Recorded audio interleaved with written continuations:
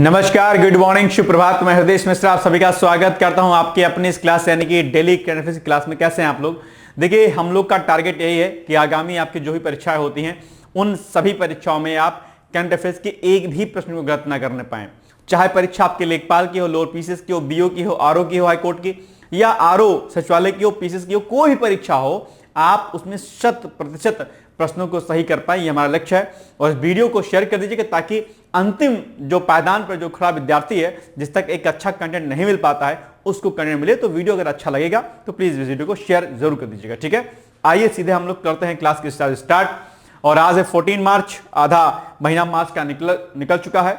और ऐसे में अपनी तैयारी को आप ठीक ढंग से और करने का प्रयास कीजिएगा, ठीक है। नंबर 1, मंत्रिमंडल ने जल जीवन मिशन को किस वर्ष तक बढ़ाने की मंजूरी दे दी है? अभी हाल ही में चर्चाओं में रहा है, दिसंबर 2028 तक जो है बढ़ाने की बात कही है। 28 है या कुछ और है? मुझे कमेंट करके बताइएगा एग्जैक्टली इसका आंसर क्या हो जाएगा, ठीक है। चलिए देखो, एक एक प्रश्न जो भी है ना, इन सबको आप लोग उत्तर देने का प्रयास जरूर किया करिए, क्योंकि यहां से प्रश्न जो है आपकी परीक्षाओं में अक्सर बनते हैं। एक प्रश्न मैं पूछ रहा हूं, हो सकता है कि यही प्रश्न आप एग्जाम में बन जाए, इसलिए किसी भी प्रश्न को छोड़ने का प्रयास मत कीजिएगा आप लोग, प्लीज।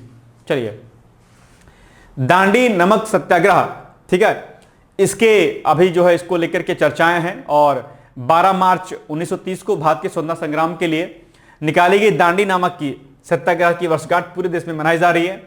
जगह जगह विभिन्न कार्यक्रम और महात्मा गांधी को याद किया जा रहा है, ठीक है। महात्मा गांधी का रोल क्या कुछ रहा है देश में, किसी से छिपा नहीं है, आप जानते होंगे।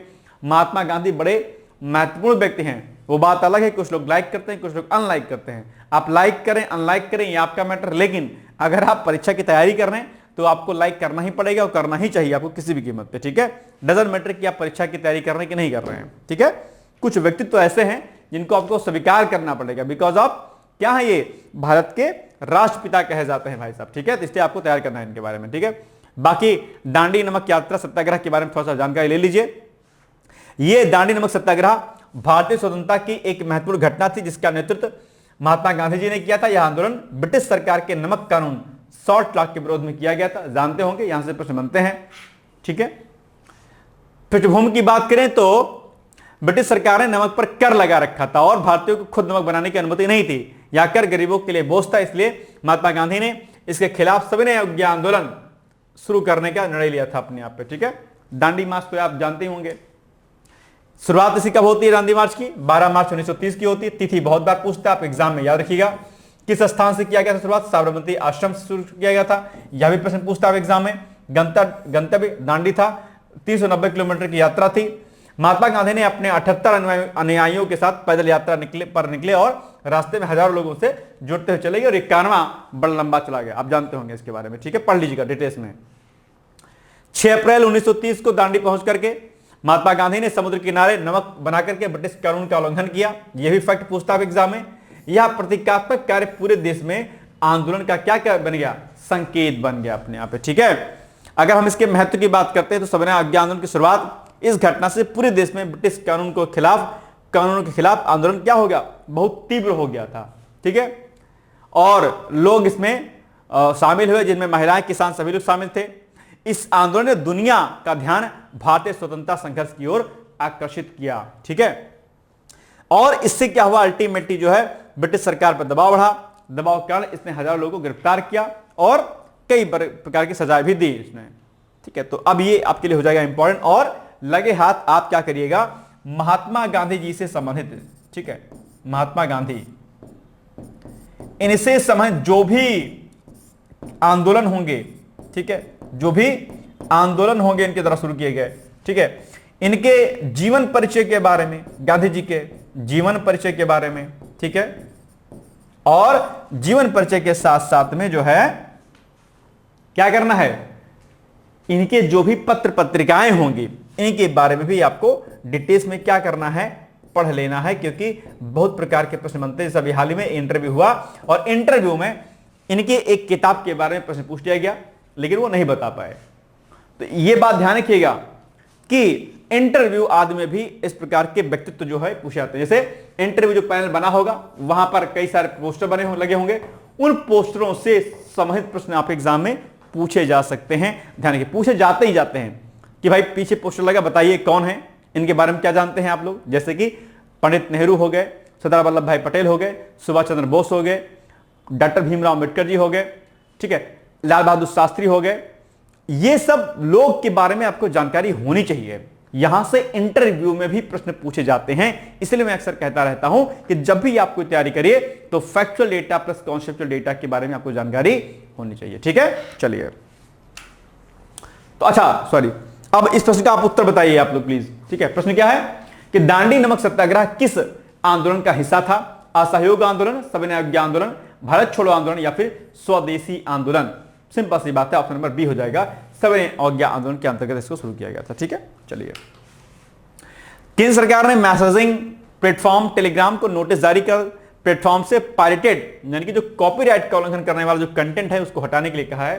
पायरेटेड कंटेंट आपको आजकल आप देखते होंगे बहुत तेजी के साथ होता है, और आजकल टेलीग्राम पे तो अनवांटेड एडवर्टाइजमेंट आते रहते हैं, लोग उस पर क्लिक करते हैं, उस पर आता रहता है पैसा कमाने के लिए, ऐसा करने के लिए, और उस पर लोग क्लिक करते पैसा कट जाता है।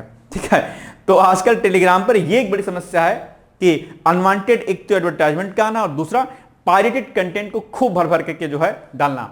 ओटीटी जो है प्लेटफॉर्म ने शिकायत सरकार से की थी, उसके बाद सरकार ने ऐसा बड़ा कदम उठाया हुआ है। यानी कि केंद्र सरकार ने मैसेजिंग प्लेटफॉर्म टेलीग्राम को नोटिस जारी कर प्लेटफॉर्म से पायरेटेड यानी कि जो कॉपीराइट का उल्लंघन करने वाला जो कंटेंट होता है को हटाने के लिए कहा है। यह कदम ओटीटी प्लेटफॉर्म की शिकायत के बाद उठाया गया है, जिनका आरोप है कि उनकी फिल्मों और वेब सीरीज को बड़े पैमाने पर टेलीग्राम पर अवैध रूप से साझा किया जा रहा है।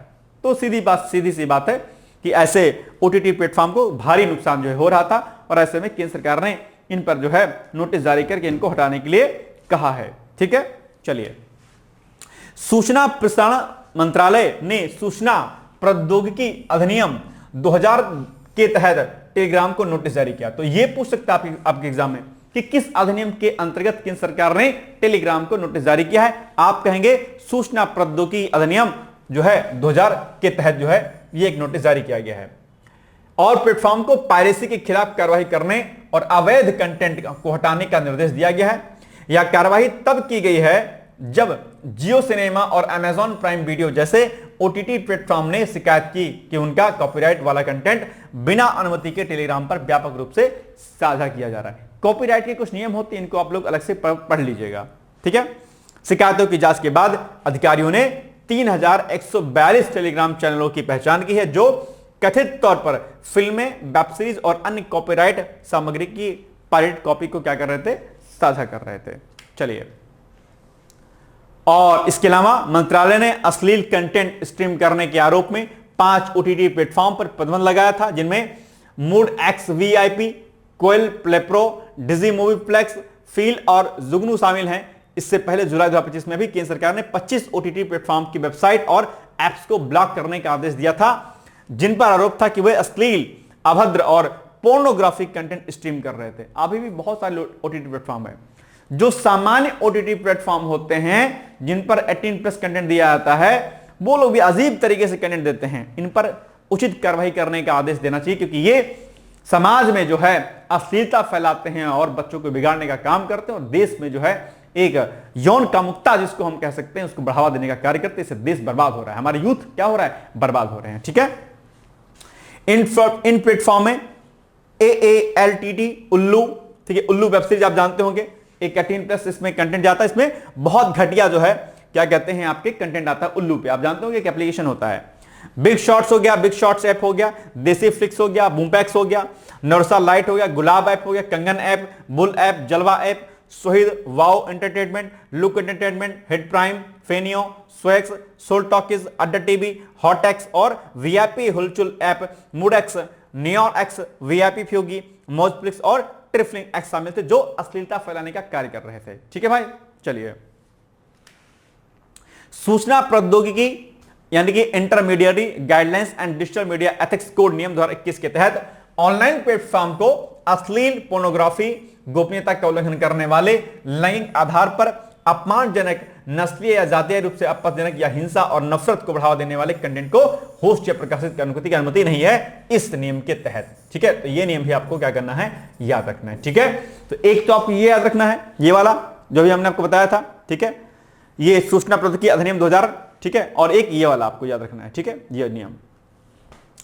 सरकार की नई कार्रवाई, ऑनलाइन पायरेसी पर अंकुश लगाने और डिजिटल प्लेटफॉर्म पर आपत्तिजनक जो कंटेंट होता है उसको नियंत्रित करने के प्रयासों का यह हिस्सा है अपने आप में। ठीक है, ध्यान रखिएगा, बड़ा इंपॉर्टेंट है। इसको लेकर के मुख्य परीक्षा में प्रश्न बन सकता है कि अश्लील पोर्नोग्राफी जो आती है इसका समाज पर क्या असर पड़ता है। ठीक है, चलिए, चलो ये हो गया। अब इसी पर बन जाएगा आपके सामने क्या प्रश्न। ठीक है, तो इसको क्या करना है, आपको रेडी करना है। चलिए अब इसका उत्तर बताइए आप लोग, क्या हो जाएगा। केंद्र सरकार ने टेलीग्राम को नोटिस किस अधिनियम के तहत जारी किया है। ठीक है, कॉपीराइट अधिनियम 1957, सूचना प्रौद्योगिकी अधिनियम 2000, भारतीय दंड संहिता या टेलीग्राफ अधिनियम। बताओ क्या हो जाएगा। आप पढ़े रहेंगे तो तुरंत उत्तर दे देंगे क्या हो जाएगा उसका उत्तर, नहीं पढ़े रहेंगे तो नहीं दे पाएंगे, सिंपल सी बात है। इसका उत्तर क्या हो जाएगा, बी वाला, सूचना प्रौद्योगिकी अधिनियम 2000 के अंतर्गत इसको जो है ऐसा किया गया है। ठीक है, याद आएगा, कोई दिक्कत तो नहीं है। चलिए, पीएम किसान योजना की 22वीं किस्त जारी, आप जानते होंगे प्रधानमंत्री किसान सम्मान निधि योजना के नाम से भी इसको जानते हैं। प्रतिवर्ष जो है 6,000 रुपए की जो है धनराशि दी जाती है किसानों को, और उसमें 2-2 हजार की किस्त जो है 3 किस्तों में 2,000 रुपए की 3 किस्त जो है इसमें दी जाती है। तो अभी जो है पीएम मोदी ने 13 मार्च 2026 को गुवाहाटी यानी कि असम से प्रधानमंत्री किसान सम्मान निधि यानी कि पीएम किसान योजना की 22वीं किस्त जारी किया है। और अब आप एग्जाम में सीधे यहां से प्रश्न बन जाएगा कि किस्त कौन सी है, 22वीं किस्त है, ध्यान रखिएगा। ठीक है, इसके तहत देश के 9.32 करोड़ से अधिक किसान परिवारों के बैंक खातों में सीधे 18,640 करोड़ रुपए से अधिक की राशि डीबीटी के माध्यम से ट्रांसफर कर दी जाएगी डायरेक्ट उनके अकाउंट में। 22वीं किस्त के साथ ही कुल हस्तांतरित राशि 4.27 लाख करोड़ रुपए से अधिक हो जाएगी। ठीक है, आप जानते होंगे कि फरवरी 2019 में इस योजना की शुरुआत की गई थी, किसकी, प्रधानमंत्री किसान सम्मान निधि योजना की। ठीक है, उसके शुरू होने के बाद से ही पीएम किसान के अंतर्गत पात्र किसान परिवार के खातों में 4.09 लाख करोड़ रुपए से अधिक की राशि सीधे भेजी जा चुकी है और 22वीं किस्त जारी होने के साथ ही कुल हस्तांतरित राशि 4.27 लाख करोड़ रुपए से अधिक हो जाएगी। तो आपके एग्जाम में पूछ लेगा कि 22वीं किस्त जारी होने के बाद कुल कितना अमाउंट हो जाएगा, आप कहेंगे सर 4.27 लाख करोड़ रुपए। ठीक है, पीएम किसान योजना के तहत मैंने आपको बताया कि हर पात्र किसान परिवार को साल में 6,000 रुपए की वित्तीय सहायता 3 समान किस्तों में दी जाती है और यह राशि पूरी तरीके से डायरेक्ट बेनिफिट ट्रांसफर, जिसको हम लोग क्या बोलते हैं, डीबीटी, डायरेक्ट बेनिफिट ट्रांसफर के नाम से ये किसानों के खातों में, बैंक खातों में सीधे दी जाता है। तो ये पॉइंट भी आपको क्या करना है, याद रखना है आपको। ठीक है ना, चलिए, कई बार लोग कहते हैं कि 6,000 में क्या होगा। भाई साहब, एक किसान के लिए 6,000 बहुत हो गया। अगर हर 3 महीने में उसको 2,000 रुपया मिल रहा है अगर अपने आप पे, ठीक है, तो अपने आप में उस 2,000 रुपए से वो खाद, बीज और बहुत सारा सामान वो ले सकता है। ठीक है, ध्यान रखिएगा। नहीं होगा तो अपने बच्चे के लिए कॉपी किताब बस्ता ही ले आएगा, है ना। चलिए, अब बताइए, प्रधानमंत्री किसान सम्मान योजना की शुरुआत किस वर्ष की गई थी। बड़ा अच्छा प्रश्न है। आपके सामने विकल्प दिए गए हैं। विकल्प नंबर ए 2017 में, 2018 में, 2019 में, 2020 में। इसका विकल्प क्या हो जाएगा, 2019 हो जाएगा। सी इज द राइट आंसर। ठीक है, चलिए, पंचायतों की निर्वाचित महिला प्रतिनिधियों का एक दिवसीय राष्ट्रीय सम्मेलन अभी हाल ही में आयोजित किया गया। ठीक है, और ये जो है अपने आप में बड़ा इंपॉर्टेंट है। आप एग्जाम में प्रश्न पूछा जाता है। यहां से पंचायतों की निर्वाचित जो महिला प्रतिनिधि होती हैं, जो पंचायतों में चुनी जाती हैं, उन महिला प्रतिनिधियों का एक दिवसीय राष्ट्रीय सम्मेलन 11 मार्च को नई दिल्ली में आयोजित किया गया। यह सम्मेलन सशक्त पंचायत नेतृत्व अभियान के शुभारंभ की वर्षगांठ के उपलक्ष्य में आयोजित किया गया। यह सम्मेलन भारत में महिलाओं के नेतृत्व वाली जमीनी स्तर की शासन व्यवस्था को सशक्त करने और उसका उत्सव मनाने के लिए राष्ट्रीय मंच के रूप में इसका उपयोग करेगा अपने आप पे। ठीक है, आप जानते हो कि पंचायतों में महिलाओं का प्रतिनिधित्व लगातार बढ़ता हुआ दिखाई दे रहा है। इसमें महिलाओं को अच्छा भी दिया जाता है। वो बात अलग है कि कई बार जो है पंचायतों के अंतर्गत जो है इलेक्शंस जो है नाम होता है महिलाओं का, लेकिन उनके पति सारा कार्यभार संभालते हैं। ये भी एक बड़ी विकट समस्या है अपने आप पे, है ना। प्रधान जी कौन लड़ेंगे, प्रधान जी का नाम कुछ और होगा और काम कोई करेगा और उनके हस्बैंड या बाकी लोग, है ना। और इसमें जो है चयनित पंचायतों की उत्कृष्ट महिला नेतृत्व को सम्मानित भी किया गया। इसके साथ ही महिला हितैषी ग्राम पंचायतों की सर्वोत्तम कार्यप्रणालियों और परिवर्तन की कहानियों, ठीक है, और पंचायती राज मंत्रालय की निर्भय पहलों के संग्रह का विमोचन भी इसमें किया गया। तो कई सारी बातें इसमें जो है रखी गई हैं। आप लोग इसके बाद डिटेल में पढ़ लीजिएगा। ठीक है, चलिए, ये सारे पॉइंट यहां पे एक एक करके इसमें लिखे गए हैं, आप इसको पॉज करके वीडियो को पढ़ लीजिएगा। पंचायतों की निर्वाचित महिला प्रतिनिधियों का एक दिवसीय राष्ट्रीय सम्मेलन 11 मार्च को नई दिल्ली में आयोजित किया गया था। ठीक है, चलिए, और यह सम्मेलन सशक्त पंचायत नेतृत्व अभियान के शुरुआत की वर्षगांठ के उपलक्ष्य में आयोजित किया जा रहा है। ठीक है, चलिए, बाकी सब पॉइंट आप एक करके देख लीजिएगा। अब एक पॉइंट, खास पॉइंट देखो, पंचायती राज मंत्रालय ने 4 मार्च 2025 को नई दिल्ली में सशक्त पंचायत नेतृत्व अभियान का शुभारंभ किया था। तो अब एक साल इसको हो गया है। अच्छा, अब पंचायती राज व्यवस्था अपने आप एक बड़ा इंपॉर्टेंट चैप्टर है, इसको आप लोग पढ़ लीजिएगा। पंचायती राज चैप्टर, पंचायती राज का, ठीक है, जिसमें आपके अलग अलग समितियां हैं।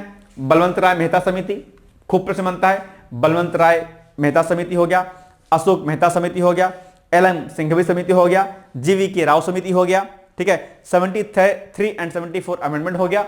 यहां से प्रश्न खूब बनते हैं आप एग्जाम में। ठीक है, इसके अलावा जिला पंचायत, क्षेत्र पंचायत, नगर निगम, छावनी बोर्ड, ये सब भी बड़े महत्वपूर्ण प्रश्न हैं। आप एचईओ का एग्जाम अभी देंगे, लेखपाल का एग्जाम देंगे, इन सभी एग्जाम में, पीएस के एग्जाम में बहुत सारे प्रश्न हैं। आल्सो यूपीएससी के एग्जामिनेशन में यहां से खूब सारे प्रश्न आप एग्जाम में बनते हैं। तो चैप्टर आपके लिए बड़ा इंपॉर्टेंट है। ये टास्क मैं आपको देता हूं कि पंचायती राज के चैप्टर को आप लोग क्या करेगा, पढ़ लीजिएगा। आज ही मैं आपको होमवर्क देता हूं। ठीक है, लगे हाथ इसको रेडी कर लीजिएगा, बहुत इंपॉर्टेंट है। समितियां जो हैं, बलवंत राय मेहता समिति, अशोक मेहता समिति आदि, उनमें क्रम पूछ लेता है, कब कौन सा आया, किसकी क्या क्या रिकमेंडेशन थी। तो ये सब बातें आपको याद रहनी चाहिए। ठीक है, चलिए, बस आप ज्यादा इसमें छोड़ दीजिए। अब इसी पर बन जाएगा छोटा सा प्रश्न एग्जाम में। इसको मैं डिटेल्स में डाल देता हूं ताकि दिमाग के आपके रहे जहन में। इसको पॉज करके वीडियो देख लीजिएगा सब अच्छे तरीके से। सशक्त पंचायत नेतृत्व अभियान का शुभारंभ कब किया गया था? 4 मार्च 2023, 4 मार्च 2024 या 4 मार्च 2025 या फिर 4 मार्च 2026 को? सिंपल सी बात है, ये शुरू किया था 4 मार्च 2025 को या 26 को, 25 को। क्या होगा? 25 ही होगा। ठीक है, बिल्कुल, C is the right answer. No smoking day भाई साहब, यह भी मनाया गया। नो स्मोकिंग डे कब मनाता है? मार्च के दूसरे बुधवार को हर साल नो स्मोकिंग डे के रूप में हम मनाते हैं। और इस बार 2026 की अगर बात करें तो 2026 में मार्च का दूसरा बुधवार यानी कि 11 तारीख को पड़ा था और इसी 11 तारीख को नो स्मोकिंग डे मनाया गया था। सिगरेट नहीं पीना चाहिए, आप जानते होंगे, है ना। चलिए, इसका मुख्य उद्देश्य धूम्रपान के गंभीर स्वास्थ्य जोखिमों जैसे कि फेफड़ों का कैंसर, हृदय रोग और श्वसन संबंधी समस्याओं के बारे में जागरूकता क्या करता है, फैलाता है। ठीक है, ध्यान रखिएगा इस पॉइंट को। और सिगरेट पीने वाले लोगों के लिए स्वस्थ जीवन प्रदान करने के लिए वैश्विक मंच प्रदान करता है। और आप जानते होंगे अभी हाल ही में सरकार ने इस पर खूब ज्यादा क्या लगाया है, सेस लगाया है, उपकर लगाया हुआ है। उपकर लगाने का उद्देश्य क्या है? ठीक है, कि जो तंबाकू जो उत्पाद होते हैं, जो भी तंबाकू उत्पाद होते हैं, उन पर सरकार ने फरवरी से सेस लगाया है, उपकर लगाया है, जिसमें क्या उसका लक्ष्य है? लक्ष्य यह है कि स्वास्थ्य, जन स्वास्थ्य को सुदृढ़ करना। क्या? जन स्वास्थ्य को क्या करना? मजबूत करना, इसका एक लक्ष्य है, ताकि लोग बीमार ना हो, परेशान ना हो, कैंसर आदि ना हो। और राजस्व बढ़ाना भी इसका क्या है? लक्ष्य है। लेकिन इन दोनों बातों में बड़ा कॉन्ट्रडिक्शन नजर आता है आपके। ठीक है, सरकार एक तरफ कह रही है कि हम इसको क्या करेंगे? महंगा करेंगे, सेस लगा क्या करेंगे? महंगा करेंगे। ठीक है, महंगा करने का उद्देश्य क्या है? महंगा करने का उद्देश्य यह है कि जब कोई तंबाकू उत्पाद महंगा होगा तो लोग उसको नहीं खरीदेंगे, और नहीं खरीदेंगे तो लोगों का जन स्वास्थ्य क्या होगा? अच्छा रहेगा, स्वास्थ्य संबंधित बीमारियां नहीं होंगी। सरकार का एक लक्ष्य है कि महंगा करने पर यह होगा।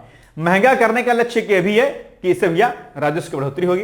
तो एक तरफ आप चाहते हैं कि राजस्व की बढ़ोतरी हो और एक तरफ आप चाहते हैं कि लोगों का स्वास्थ्य अच्छा हो। ये दोनों बातें फिट नहीं बैठती हैं। मुझे लगता है कि अगर स्वास्थ्य सुधारना है तो फिर इसको बैन करना ही अपने आप एक अच्छा सोल्यूशन हो सकता है। लेकिन चूंकि एक बड़े राजस्व की प्राप्ति होती है तो कहीं ना कहीं मन में लालच भी होती है और इसको नहीं बैन किया गया, लेकिन बैन करना चाहिए। ठीक है, ये चीजें बहुत खतरनाक होती हैं। ठीक है, चलिए, इस पर सिन टैक्स लगाया जाता है ना, जानते होंगे आप लोग संभवतः।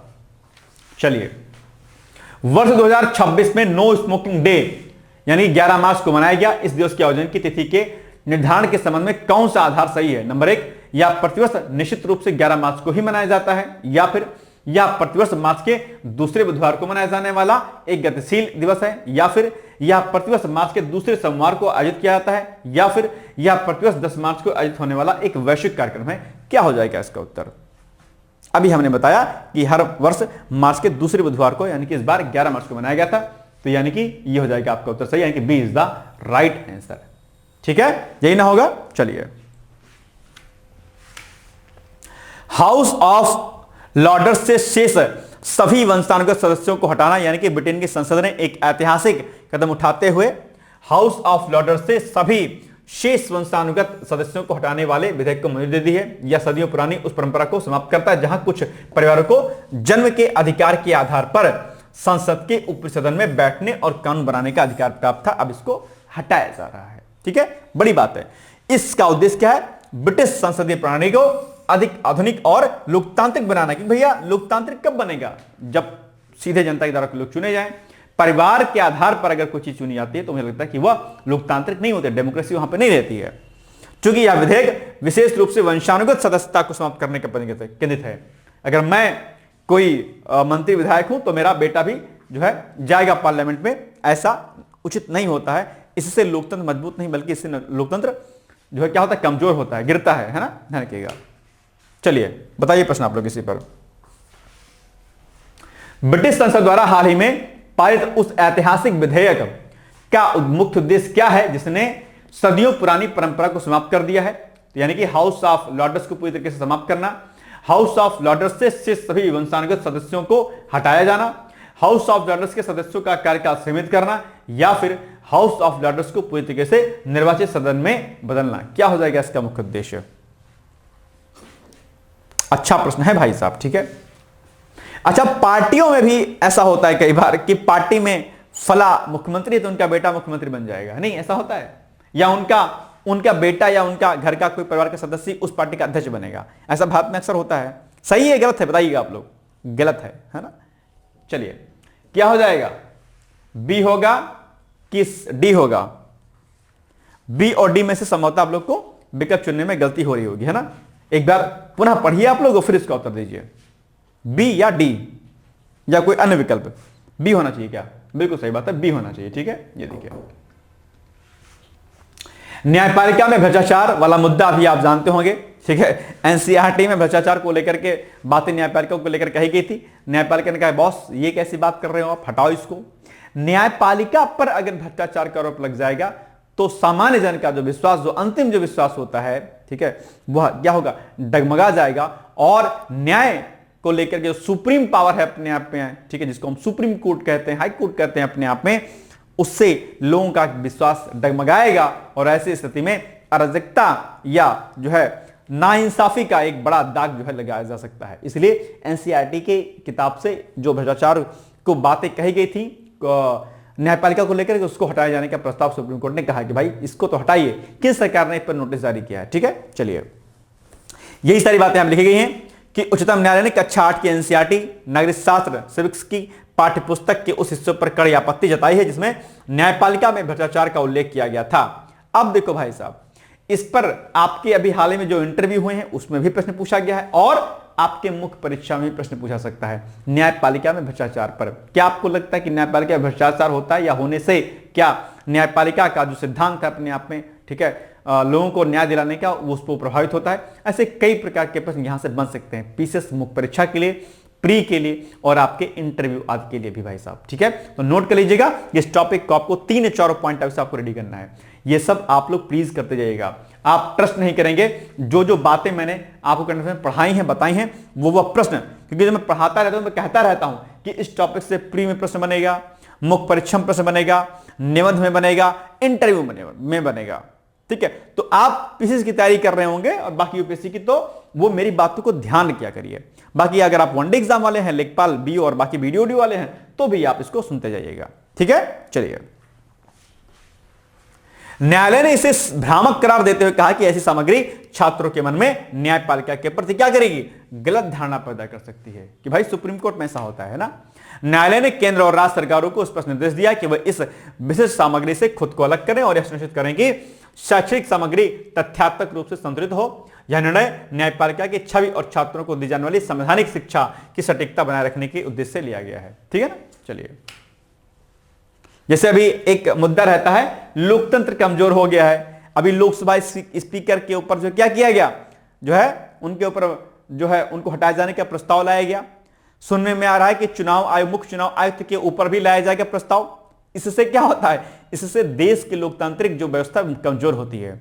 राजनीतिक हित के लिए आप कुछ भी कदम उठाएं, मुझे लगता है कि गलत होता है अपने आप में। राजनीतिक प्रतिद्वंदिता अपने आप में अलग होती है, कंपटीशन अलग होता है, लेकिन राजनीतिक फायदे के लिए जो है संवैधानिक संस्थाओं पर बैठे हुए व्यक्तियों के ऊपर अगर आप आरोप लगाएंगे तो गलत होता है। ठीक उसी प्रकार से जिस प्रकार से किताब में ये बातें आ गई थी, इससे लोगों के मन में वहम होता है। जैसे अभी गैस सिलेंडर महंगा हो गया, अब सीधे लोग सरकार को कोस रहे हैं, है ना, सरकार की गलती है, लेकिन लोग ये नहीं देख रहे हैं कि लोगों ने कालाबाजारी के तहत कितने ज्यादा जो है गैस सिलेंडरों का काला बाजार कर रखा है। अभी 70,000 करोड़ रुपए के आसपास की रसीद जो है पकड़ी गई, जिसमें जो है लोग टैक्स नहीं चुकाते थे। आप बताइए गलती सरकार की है या फिर, अभी ये मसले मैं सरकार का पक्ष ले रहा हूं, मैं उस बात को आपको इंगित कर रहा हूं कि अफवाहों से और गलत सूचनाओं की वजह से हमारा देश कितना कमजोर होता है। मैं इस बात को आपको स्पष्ट करना चाहता हूं, कितने बड़े स्तर की कालाबाजारी हो रही है अपने आप में। ठीक है, आप देखिएगा कि गैस सिलेंडर महंगा हुआ, सब चीज महंगा हो गया, सबको मौका मिल गया महंगा कर दो। खाना महंगा हो गया, सीधे 60 रुपए खाना में खाता था 70 का हो गया, 15-20 रुपए पराठा था वो 30 रुपए का हो गया। ठीक है, बिना मतलब के। ठीक है, जबकि सरकार ने इसके लिए सिर्फ नियम बनाए हैं कि आप एक्स्ट्रा नहीं लेंगे, लेकिन इसके दम पर लोगों ने उसका फायदा उठाया। तो गलती सरकार नहीं, आम जन की भी होती है, और अफवाहों पर ध्यान न देते हुए एक सब नागरिक के तहत हमें व्यवहार करना चाहिए। ठीक है, ये बातें ध्यान रखिएगा आप लोग। इस पर एक आर्टिकल मैंने कराया हुआ है एलपीजी पर, आप लोग उसको देख लीजिएगा। ठीक है, चलिए, कल ही शाम को मैंने इसको अपलोड करवाया हुआ है। चलो आइए, अब इसी पर प्रश्न बन जाएगा आपके सामने। हाल ही में उच्चतम न्यायालय द्वारा केंद्र और राज्यों को कक्षा 8 की एनसीईआरटी पाठ्यपुस्तक के एक विशिष्ट अध्याय से स्वयं को अलग करने के निर्देश के संदर्भ में उस अध्याय में किस विषय का उल्लेख था जिसे न्यायपालिका ने भ्रामक करार दिया था? तो न्यायपालिका में भ्रष्टाचार, भारतीय चुनाव प्रणाली में दोष, पुलिस जांच की विफलताएं, या फिर जेल सुधारों की धीमी गति? क्या हो जाएगा? ये होगा, ए वाला होगा ना। ठीक है, 98वें ऑस्कर पुरस्कारों की में सर्वश्रेष्ठ डॉक्यूमेंट्री शॉर्ट, यानी कि 98वें ऑस्कर पुरस्कारों में भारतीय अमेरिकी फिल्म निर्माता गीता गांधीवीर की film the devil is busy को सर्वश्रेष्ठ डॉक्यूमेंट्री शॉर्ट स्टोरी में नामांकित किया गया। यह फिल्म अटलांटा के एक स्वास्थ्य केंद्र में सुरक्षा प्रमुख की कहानी और सामाजिक चुनौतियों पर केंद्रित है। उल्लेखनीय है कि इसी वर्ष गीता गांधीवीर को उनकी एक अन्य फिल्म द परफेक्ट नेबर के लिए सर्वश्रेष्ठ डॉक्यूमेंट्री फीचर स्टोरी में भी नामांकित किया गया था। ठीक है, नामांकन मिला था इसमें। चलिए, अब बन जाएगा प्रश्न इस पर छोटा सा। 98वें ऑस्कर, अच्छा ऑस्कर पुरस्कारों पर बहुत सारे प्रश्न बनते हैं भाई, सब ध्यान रखिएगा, बिल्कुल स्किप मत कीजिएगा। ठीक है, तो 98वें ऑस्कर पुरस्कारों में सर्वश्रेष्ठ डॉक्यूमेंट्री शॉर्ट्स, ठीक है, यानी कि बेस्ट डॉक्यूमेंट्री शॉर्ट श्रेणी में नामांकित भारतीय मूल की फिल्म कौन सी है? होमबॉर्ड, द डेविल इज बिजी, ठीक है, द परफेक्ट नेबर, या फिर ऑल द एम्प्टी रूम्स? क्या हो जाएगा? बी, यानी कि द डेविल इज बिजी। चलिए, अब आपके लिए प्रश्न है छोटा सा। पंचायतों की निर्वाचित महिला प्रतिनिधियों का राष्ट्रीय सम्मेलन कहां आयोजित किया गया? मुंबई, नई दिल्ली, या फिर लखनऊ? आज ही मैंने इसको बताया, बड़ा आसान सा प्रश्न है, इसका उत्तर प्लीज आप लोग मुझे जरूर दीजिएगा। ठीक है, बाकी मेंस का एक प्रश्न आपके लिए है। होर्मुज जल संधि अभी विवादों में है, इसका सामरिक तथा आर्थिक महत्व क्या है? वैश्विक ऊर्जा आपूर्ति तथा भारत की ऊर्जा सुरक्षा के संदर्भ में इसके महत्व का विश्लेषण कीजिए। बहुत इंपॉर्टेंट प्रश्न है, जरूर लिखिएगा, और लिख करके आप हमें चाहें हमारे कॉन्टैक्ट नंबर 8604409201 पर आप मुझे भेज सकते हैं। ठीक है, ये छोटी सी एक बात है। ओके, चलिए, भारतीय लोकतंत्र में पंचायती राज इंस्टीट्यूशन का महत्व, कल मैंने प्रश्न दिया था आप लोग को, ये उसके बारे में यहां पर डिटेल्स में दिया गया है कि भाई क्या क्या इसकी व्यवस्थाएं हैं, क्या क्या चीजें हैं। लोकतंत्र का विकेंद्रीकरण करना, यानी कि पंचायती राज संस्थाएं सख्त के विकेंद्रीकरण को क्या करती हैं? बढ़ावा देती हैं। इससे निर्णय लेने की प्रक्रिया केंद्र और राज्यों से नीचे ग्राम स्तर तक पहुंचती है। जन भागीदारी को बढ़ावा मिलता है। ग्राम सभाओं के माध्यम से आम नागरिक नीतियों और योजनाओं में सीधे भाग लेते हैं, जिससे लोकतंत्र क्या होता है? अधिक सहभागी बनता है। तीसरा, स्थानीय जरूरतों के अनुसार विकास, स्थानीय प्रतिनिधि क्षेत्र की समस्याओं को बेहतर समझते हैं, इसलिए योजनाएं स्थानीय आवश्यकताओं के अनुरूप बनती हैं और फाइनली लागू होती हैं। सामाजिक न्याय और समावेशन का बढ़ावा मिलता है। आरक्षण व्यवस्था के कारण महिलाओं, अनुसूचित जाति और अनुसूचित जनजाति के लोगों को राजनीतिक प्रतिनिधित्व मिलता है, ये एक बड़ा फायदा मिलता है। ग्रामीण विकास को गति मिलती है, जिसमें शिक्षा, स्वास्थ्य, जल, स्वच्छता, सड़क और कृषि विकास जैसी स्थानीय योजनाओं की कार्यान्वयन में महत्वपूर्ण भूमिका निभाई जाती है। तो ये खास बातें हैं जो आपको क्या करनी है, याद रखनी है। ठीक है, चलिए, बाकी 73 अमेंडमेंट जो हुआ था उसके कुछ प्रावधान हैं यहां पे दिए गए हैं। 73rd कॉन्स्टिट्यूशनल अमेंडमेंट एक्ट 1992 में पारित किया गया और 1993 से लागू किया गया। इस संशोधन ने पंचायतों को संवैधानिक दर्जा मिला। 3 स्तरीय पंचायत प्रणाली यानी कि ग्रामीण क्षेत्रों में 3 स्तर की संरचना स्थापित की गई है। ग्राम पंचायत गांव स्तर पर, पंचायत समिति ब्लॉक पंचायत स्तर पर, जिला परिषद जिला स्तर पर। ठीक है। ग्राम सभा की स्थापना, ग्राम सभा को स्थानीय लोकतंत्र के आधार इकाई माना गया, जिसमें गांव के सभी वयस्क मतदाता शामिल होते हैं। नियमित चुनाव कराए जाते हैं, हर 5 वर्ष में पंचायत का चुनाव होता है। आरक्षण का प्रावधान किया गया है। अनुसूचित जाति और अनुसूचित जनजाति के लिए आरक्षण दिया गया है। कम से कम 1/3 सीटें जो है महिलाओं के लिए आरक्षित भी की जाएंगी, ध्यान रखिएगा। तो ये सारे प्रावधान किए गए हैं। राज्य निर्वाचन आयोग जो है पंचायतों का चुनाव कराता है। यह प्रश्न भी आपके एग्जाम में खूब बनता है कि भाई बताओ पंचायतों का चुनाव कौन कराता है। ठीक है, लोकसभा और विधानसभाओं का चुनाव कौन कराता है और पंचायतों का चुनाव कौन कराता है। ठीक है, प्रश्न बनता है, कई बार कंफ्यूजन में आप लोग आ जाते हैं। राज्य वित्त आयोग यानी कि स्टेट फाइनेंस कमीशन, हर 5 वर्ष में राज्य वित्त आयोग का गठन जो पंचायतों के वित्तीय संसाधनों के बंटवारे की सिफारिश करता है।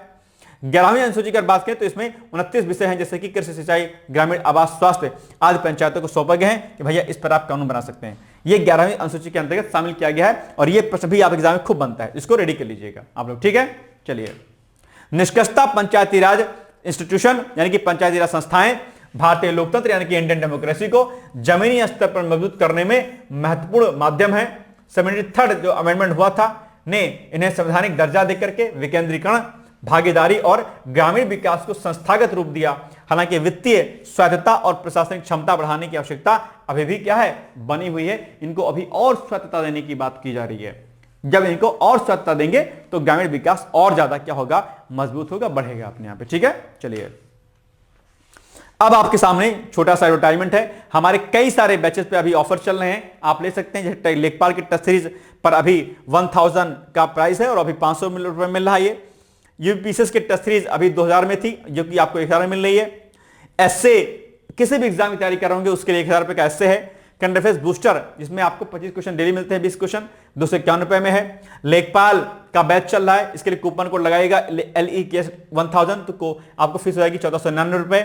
इसका जो यहां पर प्राइस 2499 था, फीस कट करके हो जाएगी 1500 रुपए। इलाहाबाद हाई कोर्ट के लिए कूपन कोड ये लगाइएगा तो 2500 से फीस आपकी हो जाएगी 2000 रुपए। यूपीएससी फाउंडेशन बैच 12000 इसकी फीस है, फ्लैट 50% का डिस्काउंट 6000 में हो जाएगा। और यूपीएससी प्रीलिम्स चिप 26 बैच की अगर बात करें तो इसकी फीस कितनी है, 4500। कूपन कोड लगाइएगा PCS 2000, इसकी फीस हो जाएगी 2500 हो जाएगी। कितनी हो जाएगी, 2500 हो जाएगी। ठीक है, ये 2500 हो जाएगा, ये 4500 है। ठीक है, इसकी रियल फीस कितनी है, 4500 है। यहां पर लिखिए इसकी फीस कितनी है, 4500 है। ये 4500 है। ठीक है, और कूपन कोड लगाइएगा PCS 2000 तो हो जाएगी ये 2500 हो जाएगी। ठीक है, 2500। और बाकी आपके सामने संकल्प बैच बीओ का है। बीओ में आप 6000 का प्राइस है। बीओ 2000 कूपन कोड लगाइए, 4000 में आपको मिल जाएगा। ये मिल जाएगा आपको 4000 में।